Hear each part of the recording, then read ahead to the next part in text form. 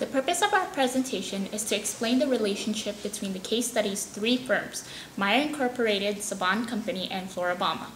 We begin by defining the characteristics of a variable interest entity as well as identifying the characteristics of a primary beneficiary found in the FASB Accounting Standards Codification, Topic 810, in regards to our analysis on the three companies. Primarily, we will explain Floribama's primary purpose and design. Floribama, an independent power producer, is an energy venture that owns one power plant located in the southwestern United States. Meyer and Saban are owners of Floribama because back in February 2011, they contributed cash equal to their ownership percentages of 60% and 40% respectively, and the case states that Floribama's profits and losses are split accordingly between the two companies. Under FASB Accounting Standards Codification 810-10-15-14A, Floribama is classified as a variable interest entity since Meyer and Saban provide it with additional subordinated financial support that allow it to continue its business activities. Also, based on the terms of the venture agreement, Saban is permitted to purchase up to 20% of the power Floribama produces at a cost-plus arrangement. With this business arrangement, Saban agrees to pay Floribama the cost of producing the goods at a certain fee or rate determined and approved by the board of Floribama, and the remaining 80% of the power Floribama produces is sold to other unrelated parties at market prices. So now that we've established the company's objective and status, well, onto the analysis. There are two things that needs to be considered in this case. Who is the variable interest holder and who is the primary beneficiary? Now, establishing who the variable interest holder is very simple. We only need to provide that they have variable risks in the VIE. Some of these risks include equity risk and operational risk. Now, before we even look at anything else, Meyer owns 60% of Floribama and Saban owns 40% of Floribama. Since all of Floribama's equity represents equity at risk, this indicates that they both have equity risk in the company, and therefore both companies are variable interest holder. Now, establishing who the primary beneficiary isn't as simple. There are two things that needs to be considered here. Does the company have obligation to absorb risk or absorb loss, or right to gain benefit from the company that may significantly affect the VIE's economic performance? And does the company have the power to direct the activities of VIE that significantly affect the VIE's economic performance?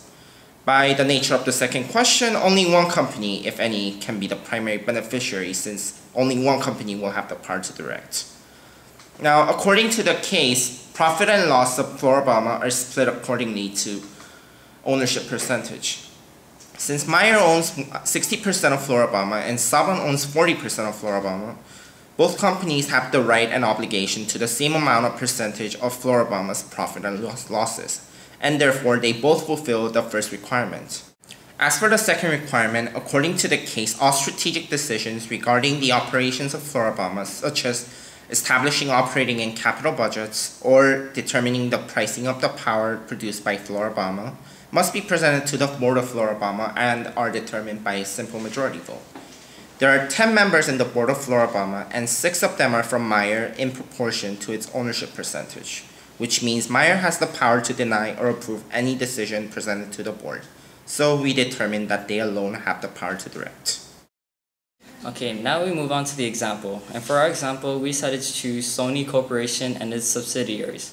Now, Sony Corporation has two particular subsidiaries, Sony Pictures and Sony Music, where they both have arrangements with VIEs. However, Sony does not mention the names of the VIEs.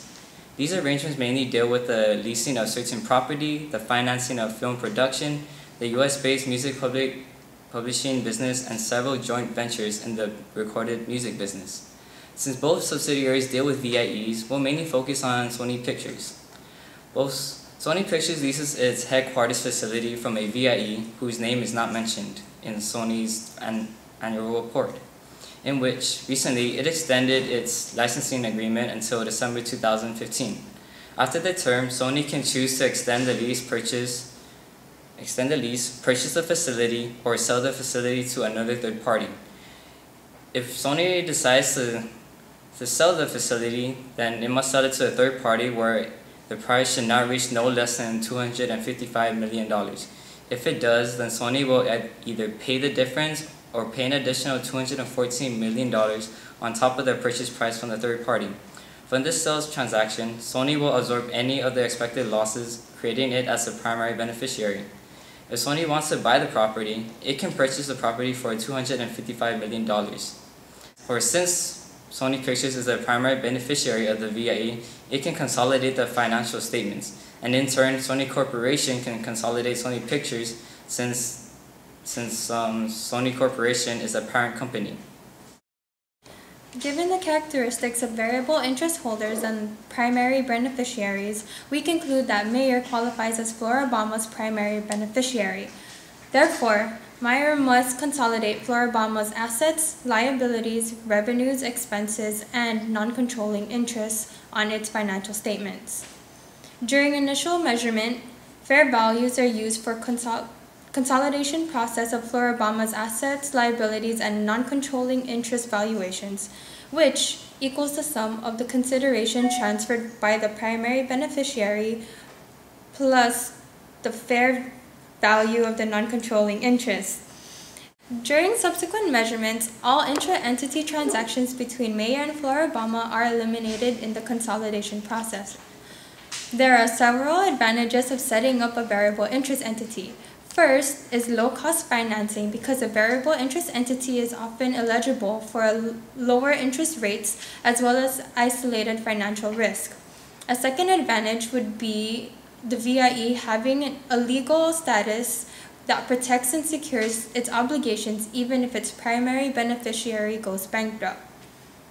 The third advantage is off-balance sheet financing, which allows the company to hide its debt and mislead investors. However, this is also a disadvantage. VIEs have been widely criticized since Enron's unethical practices during the world's biggest scandal in 2001. Financial abuse of VIEs could tarnish a company's public image and reputation.